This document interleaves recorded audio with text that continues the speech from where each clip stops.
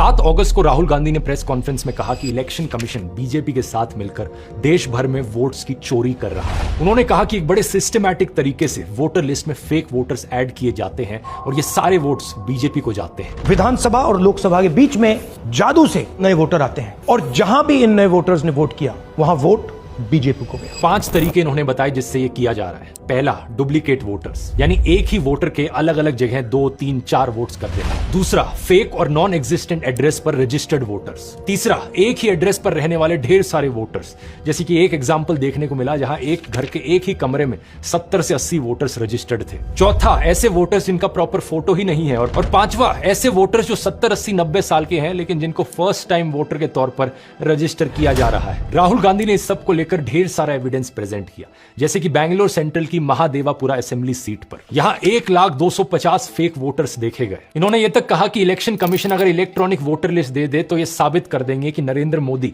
धांधली करके प्रधानमंत्री बने। जब इतना बड़ा एक्सपोजे किया गया और इतने बड़े बड़े आरोप लगे तो पता है इलेक्शन कमीशन ने क्या जवाब दिया? कुछ ही सेकंड्स के अंदर वो ट्वीट करके कहते हैं कि ये एलिगेशंस मिसलीडिंग है। कोई इंक्वायरी नहीं, कोई चेकिंग नहीं, किसी एग्जैक्ट पॉइंट का कोई काउंटर जवाब नहीं, बस मिसलीडिंग घोषित कर दिया। और ऊपर से यह कहा इलेक्शन कमीशन ने कि अगर जांच करवानी है, जांच तभी होगी जब राहुल गांधी एफिडेविट पर साइन करके ओथ लेंगे कि ये सारा डेटा सही है। बताओ जरा। लेकिन कुछ मीडिया हाउसेस ने अपनी इन्वेस्टिगेशंस करी। इंडिया टुडे ने अपनी इन्वेस्टिगेशन करी जिसमें राहुल गांधी का महादेवापुर में मुन्नी रेड्डी गार्डन के हाउस नंबर 35 पर 80 वोटर्स का रजिस्टर होने का दावा सही मिला। ये 10 से 15 स्क्वायर फीट का एक कमरा था जिसमें केवल एक व्यक्ति रहता है, जिसके हिसाब से इस घर का ओनर बीजेपी से जुड़ा जयाराम रेड्डी है। लेकिन इस एक कमरे के एड्रेस पर 80 से ज्यादा वोटर्स रजिस्टर्ड थे। अब बात यहां पर यह है दोस्तों कि पहली बार नहीं है ऐसे आरोप लगे हों। दिल्ली इलेक्शन से पहले भी ढेर सारे सबूत प्रेजेंट किए थे आम आदमी पार्टी ने, जो दिखा रहे थे कि एक वोटर फ्रॉड हो रहा है। इन्होंने एक ही विधानसभा में शादरा में 11,008 वोट काटने के लिए एप्लीकेशन दी।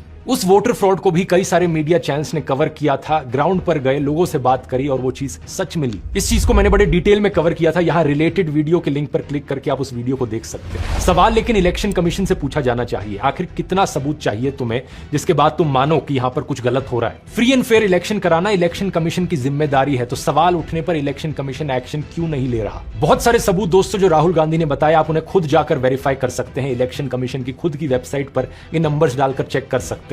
ये बात बार बार सही साबित हो रही है। और अगर सुप्रीम कोर्ट और इलेक्शन कमीशन यहां पर एक्शन नहीं लेंगे तो यहां हमारा देश एक डेमोक्रेसी है भी या नहीं?